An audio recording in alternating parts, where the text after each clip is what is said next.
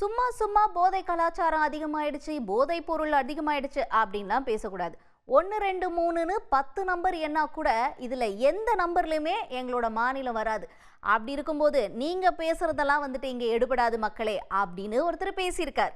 அமைச்சர் ரகுபதி அவர்கள் கிட்டதான் செய்தியாளர்கள் என்ன கேட்டாங்கன்னா, சார் இந்த மாதிரி தமிழகத்துல போதை பொருள் அதிகமாயிட்டே இருக்கு அப்படின்னு அமித்ஷா அவர்கள் பேசியிருக்காரே, அதை பத்தி நீங்க என்ன நினைக்கிறீங்க அப்படின்னு கேட்டதுக்கு அமைச்சர் என்ன சொல்லிட்டார் அப்படின்னா, இங்க பாருங்க, அமித்ஷா பிறந்த ஊர் என்ன? குஜராத். அங்க போதை பொருள் அடிக்கடி சிக்கிட்டு இருக்கு. அடுத்து நம்ம ராஜஸ்தான், அங்கேயும் போதை பொருள் கேஸ் அதிகமாயிட்டு இருக்கு. அப்படி இருக்கும் பொழுது நம்ம மாநிலத்தை பத்தி பேசுறதுக்குலாம் அவருக்கு ரைட்ஸ் கிடையாது. ஏன்னா நான் இப்போ சொல்றேன் கேளுங்க, 1 2 3ன்னு 10 நம்பர் என்னன்னா கூட இந்த 10 நம்பருக்குள்ள போதை பொருள் இந்த மாநிலத்தில் அதிகமா இருக்குன்னு சொல்லி நம்ம தமிழ்நாடு வரவே வராது. ஏன்னா அந்த அளவுக்கு கிளியரா இருக்கு.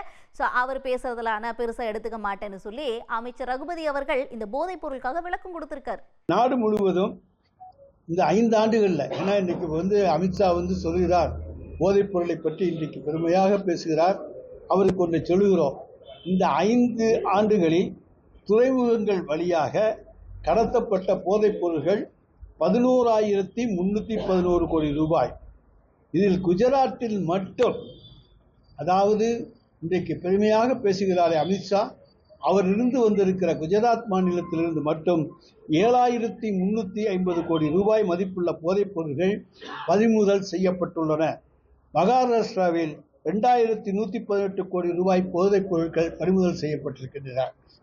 அப்படி என்றால் எங்கே போதைப் பொருள் நடமாட்டம் அதிகமாக இருக்கிறது, எங்கிருந்து வருகிறது என்பதை தமிழக மக்கள் சிந்தித்து பார்க்க வேண்டும். எனவே போதைப் பொருள் நடமாட்டத்தை அதிகமாக உள்ள 10 மாநிலங்களிலே தமிழ்நாடு கிடையாது. தமிழ்நாட்டுக்கு அந்த விதமான அவசியம் கிடையாது.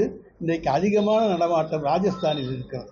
அதே அவர்கள் கிட்ட அதாவது தொகுதி மறுவரையறை பத்தி கேள்வி கேட்டதுக்கு என்ன சொல்லிட்டார் அப்படின்னா, அதாவதுங்க இங்க தமிழ்நாட்டில் ஒரு சீட்டு கூட குறையாதுன்னு தைரியமா பேசுறாங்கல்ல, அவங்க ஏன் வட மாநிலத்துல ஒரு சீட்டு கூட கூடாதுன்னு அப்படின்னு சொல்ல மாட்டேங்கிறாங்க? அந்த தைரியம் அங்க இருந்துச்சுன்னா அப்ப இங்கே இருக்கணும். அதனால தொகுதி மறுவரையை பத்தி நமக்கு சொல்லி கொடுக்கறதுக்குலாம் அவங்க ஆள் இல்லைங்க அப்படின்னும் பேசியிருக்காரு. நீங்க சொல்றீங்க தொகுதி மறுவரை செய்தால் தென் மாநிலங்கள் தொகுதி குறைக்கப்பட மாட்டாது, நீங்க ஏன் பயப்படுறீங்கிறீங்கல்ல, ஏன் உங்களுக்கு அச்சம்னு கேட்குறீங்க? ஏன் அதே அரசாங்கம், அதே உள்துறை அமைச்சர் வட மாநிலங்களிலே எங்கெல்லாம் குடும்ப கட்டுப்பாடு அமுல்படுத்தப்படாமல் மக்கள் தொகை பெருக்கெடுத்ததோ அங்கெல்லாம் நாங்கள் இதே எண்ணிக்கையில்தான் தொகுதி இருக்க கூடாது என்று உறுதிமொழி தர தயாரா?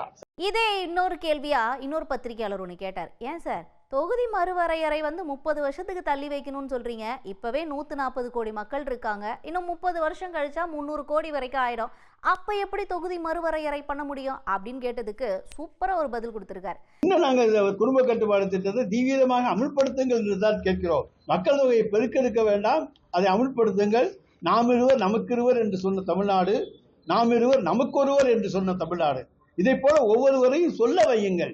இந்தியாவினுடைய நலனை பாருங்கள், இந்தியாவினுடைய பொருளாதார வளர்ச்சியை பாருங்கள்.